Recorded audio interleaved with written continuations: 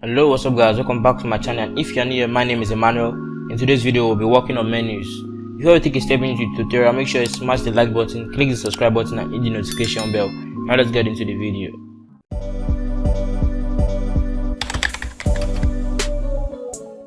Welcome back guys. So we'll start by creating a menu. So if I run this now, you see we don't have anything here. So each top level window, each window like this root window can only hold a menu. Okay, so we're gonna create menu for this, and the way we do that is let's come here and call that menu bar. So say tk.menu. So we're getting it from menu, and then of course we have to always in root. So from root, and then what else? So if I do Ctrl B, of course you will not be using any geometry manager to make this show. So if I do Ctrl B, we can't see anything. That's because we've not configured the menu with our root. Okay, so we're gonna say root now menu. Okay, you can do this in two ways. You can do root menu is equals to, and then put menu bar there. If you do Ctrl B, it's there but you can't see it because there's no item there. Or you can do menu bar dot config or config, and then you say menu equals to menu bar. You can do it in two ways. So we'll see that if that works. Now to see if that works, we're just going to add menu items to this menu. So what we'll do here is to create a menu item. Okay, let me first create this so I'll explain what they are really called. So we're going to say create a file menu and just maybe an about menu, something like that. So we're going to say file menu. So these are cascaded menu items. So we're going to say file menu equals to tk.menu, and then once we inherit from our menu bar. Okay, and then we're going to say file menu dot, you know what, let's just create our about menu the same time we create our file menu. So we're going to say about menu equals to tk the menu, and then we're going to do menu bar as well. So of course you also have to configure that. And now how do you configure it with your menu bar? We are saying we've inherited, isn't it supposed to work? Yeah, of course it's supposed to work, but it doesn't work this way. You've only created the object, you haven't linked it to your menu bar. Actually this is just inheriting, as every widget must inherit. See it that way. So now to make that work, what we'll do here is we're gonna say menu bar dot add cascade. So this is gonna be cascade menu. So this cascade menu hold a list of other commands or menus. Okay, we're gonna see what that is, and then so we'll call this label. So you can say menu first, and then pass in the menu you want to pass in. Okay, so we want to add this as a cascade menu, and then we'll put a command, then put the label. So when you put a label there, what do you want to call it? We're gonna call it file. Now I will explain the reason why I'm configuring this after the end, after adding all of this. Okay, it's for a reason specific to those who use Apple OS. So I'm going to contribute now. As you can see, we have the Apple menu. So this is the cascade. Okay, the cascade menu. Now I'm going to do the same thing for about menu, and I'm going to do about. So that's control arrow right to move like that. Okay, now we have that. So if I comment this and comment this one, it does the same thing. Control B. Oh my bad, sorry about that. This is supposed to be root. Remember I said each root window can only have a menu item each, not the menu by itself. Of course we cannot configure the menu bar with the menu bar. It's cannot be configured with the root. Sorry about that. That's something I did there, root. Okay, I didn't think that through, sorry. So we're gonna do Ctrl B. Now we have the same thing. We have the file and the bar menu. That's how you add it. You create the menu item first, make sure you inherit, and then you have to, if you want to show it, you have to add it as a cascade. That really applies to menu items that are going to hold a list of other commands. But if it's command itself, we'll see how we'll create that in a minute. So before I go into that, adding commands like things like new file, stuff like that, before I go into that, I'm going to show you something now. I want to talk about those that are using Apple. So you must, before even creating this, you most likely have a menu bar already, and that's because by default Apple applications usually have menu bar by default at the top, and that's the same thing that is happening. So you have a menu bar at the top, which is created by TC or TK by itself. So if you want to create your own menu, if you're using Apple, of course you might not want their default menu items based on your application. So what you do is just you have to create another app menu. So after this, you come here and then you create your app menu, and then tk.menu. So this will inherit from the menu bar, and then all others will inherit from this app menu. And make sure you put name equals to Apple here. Okay, so that's to do with the system. You don't have to worry about that works. Just put your name equals Apple and then you put all of your other items inside here, and that should work for you if you are using the Mac or Linux. And make sure you do not configure this before adding the rest of your menu items. Always configure it after. But for Windows users, you can always put this up here just after this. You can configure it here. But for if you are using Mac or Apple, you can try that out. If you see what I'm talking about, not like any but of course, just try it and see what I'm talking about. Okay, so that's it for Apple users. Just make sure that is how you do your own. Just make sure you keep inheriting from this app menu. Okay, so I'm just gonna clear this. I just want to make sure I don't forget that before I get into other things. Now we're gonna add items to this. As you can see, we're gonna add items to this. So to do that, we'll just come here. So the way I like doing my own menu bar is just by putting all of the actual cascade menu here, then configuring anything that has to do with configuration here, and then anything that has to do with the commands here. So for the file menu, I'm going to do file menu add command. Okay, we're going to call it label. We're going to call it open. We're going to do Ctrl+Shift+D to duplicate that. We're going to do new. So if I do Ctrl+B there, and I come here, as you can see, we have open and new. It's as simple as that. As you can see, you don't have to create any new menu for this because these are just commands in here. But if you want to create another command, like for example, convert this to a command, to a cascaded menu where you can have other menus under it, you have to create another menu object here and then inherit from your file menu instead. And then just do the same thing. Make sure you cascade it, add cascade to your file menu, of course, and then you can add your commands to it. So you see how that works. Now you was wondering, before I go, you was wondering what this is. This ugly thing here is just used to separate this, your file menu, from your window. Of course, you can keep separating it and you have multiple. But yet it's still connected to this, your menu. Okay, it's your application rather. So if you make any changes here, it should definitely affect this. So I'm going to cancel this. How do you remove it? All you have to do is just come here and then do tear off. First, you can do it for this one first. Of course, this is not the one from the file menu. So if I do Ctrl+B, of course, that's okay, but we still have this now to do it for. We don't really even actually need it here. We'll just do it for the file menu and the about menu. So I'm going to do tear off equals to 0, Ctrl+C, copy that and paste it here. So if I do Ctrl+B now, you see we don't have that here and we don't have that for the bar menu too as well. Okay, yeah, we didn't have anything for this before, so I'm just going to add a bunch of other things to about, Ctrl+Shift+D, and I'm going to do about menu. Okay, so about menu, I'm going to do about let's just put something there at least, so we have, we have something there, help and that. Okay, now how do we add display images alongside these items? All you have to do is just come here as usual, just like you would do normally, and do image equals to the name of the image. So we're gonna create the image object up here. So we're gonna say, of course, the image doesn't change, so I'm gonna make it a constant. So I'm gonna say tk.photo image, and then we need to pass the name of the image here. So this is the image here, arrow upright. So I'm going to arrow upright.png. Then I'm just gonna change it to up image. If I do Ctrl+B now and I put it here, of course you can see it here. And now you know that how do you make both of them show together, the text and the image? If you watch my videos the same way, just come and you have to use the compound property. So if I do compound, then I want to basically put the image to the left of the text. So if I do Ctrl+B now, we have the image to the left of the text. You can, okay. So you can also add the command property to this. So when you click on it, and a command is actually called. So if I do command, let me just add it here. Command goes to say hi. Okay, so you won't. So this is gonna be a function. If you're following as well, so this is gonna be a function. You don't have to call the function here. Just pass it in that way, and then we're gonna define a function up here. We're gonna define say I. Then we're gonna print I. So do Ctrl+B. So anytime I click on the new, it prints I.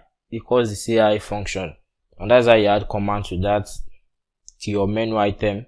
So just like other menus, you can also add separators. For example, if you come here, I hope, okay, you see the separator here to separate things. You can also add it in this as well. But since you don't have a lot of menus, so I'll just add it in between the open and the new. Okay, I'm just gonna do file menu dot add separator.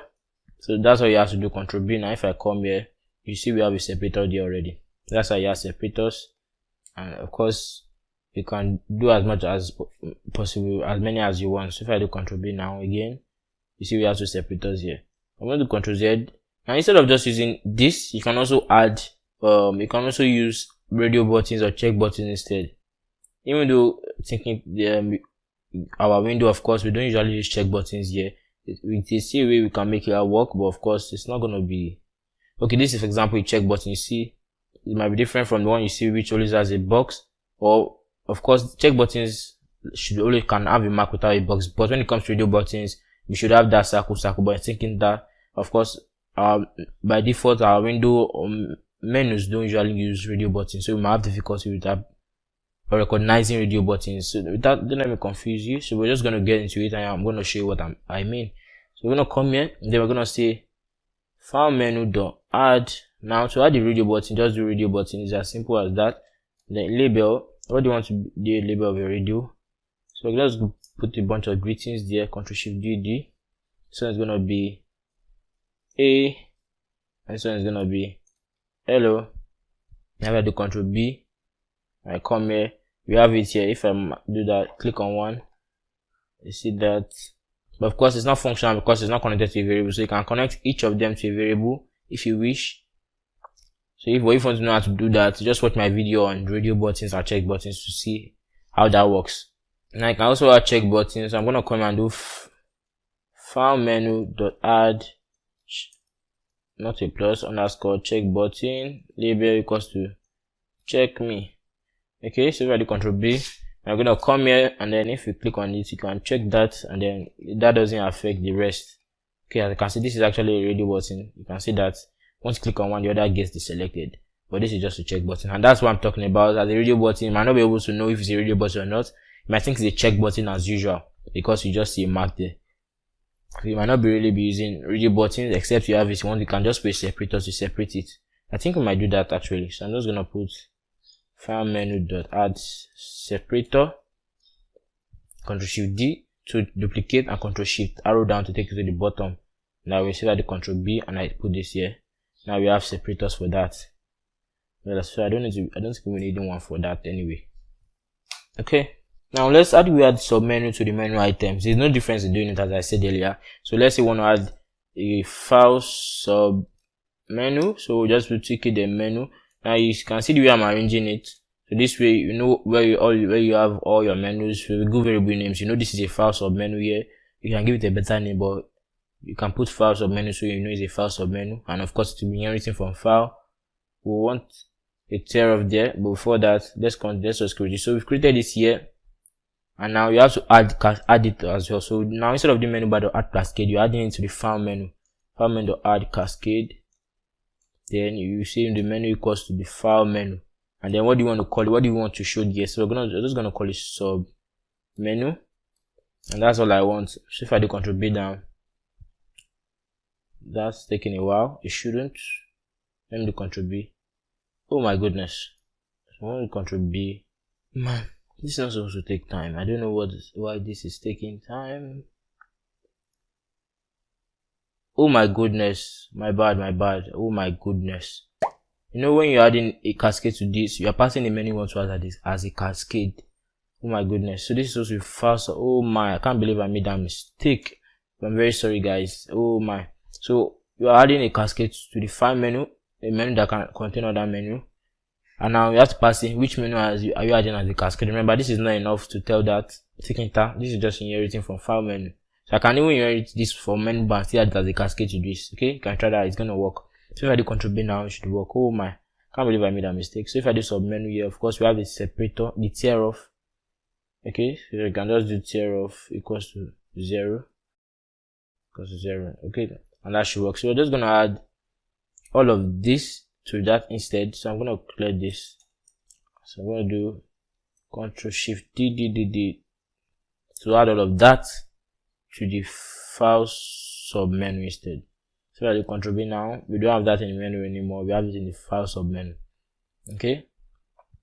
You can also change the state of a menu item. You can disable it and do other ones, change to other states. So I'm just gonna teach you how to disable it. You can let's disable this one. So to disable it, all you have to do is just do state because it's disabled. So that's more than 79 characters on the line. You're gonna bring that down. So we have to Control B now. Now you have that disabled. Of course, you might not always disable it at the beginning of the program. You might want to disable it when you do perform a starting operation or something like that. We're gonna talk about that later in this video. So stick to the end. Now we're gonna add an accelerator to one menu item. Though you can add it to the rest. I'm just gonna show you how to add it to one to show you how it's done. So an accelerator is like a shortcut to make your operations faster, like Control N, Control O. These are accelerators. So I'm gonna show you how that is done. So I'm gonna come here. So the accelerator for this, you just have to do accelerator and that's it. So I'm gonna do Control. So of course you just put your plus there. So we're just gonna put plus O, come to O. That's the accelerator for that. Now if I do Control B, so we have that there. As you can see, Control bar is disabled. The button is disabled. Now adding this doesn't mean it's actually really an accelerator. It's just using the accelerator here. Yeah, just make sure, just put it as a text beside this menu item. So that doesn't mean it's an accelerator. Well, to make that functional, you have to use event handling or binding to be specific. So we're gonna talk about that when we get to event handling anyway. So you don't need to have to worry. So I'm just gonna make sure I explain the menu to you. That's the aim of this video. And when it comes to event binding and handling, I'm gonna talk about this as well. Okay, so that's it for that. Now, how do we query and modify our menu items? We'll do that with the entry cget and the entry configure methods. So when I mean, for example, when you want to, in the case where I disabled this earlier, so instead of disabling earlier, I might want to disable it when I click on maybe or maybe when I check this, you get, or when I click on any other menu item. So that's what I'm gonna do. I'm gonna show you how to do that. Okay, how to query, get information about your menu items, the state, stuff like that, and also how to change it. So what we're gonna do is we're gonna be using this command. I'm gonna remove disable from this now. So we're gonna be using this command. Yes, say I to do that. Now instead of doing this, now how do you make that work? So to get your element file menu, okay, you have to call where your item is, your menu item is. So that's file menu.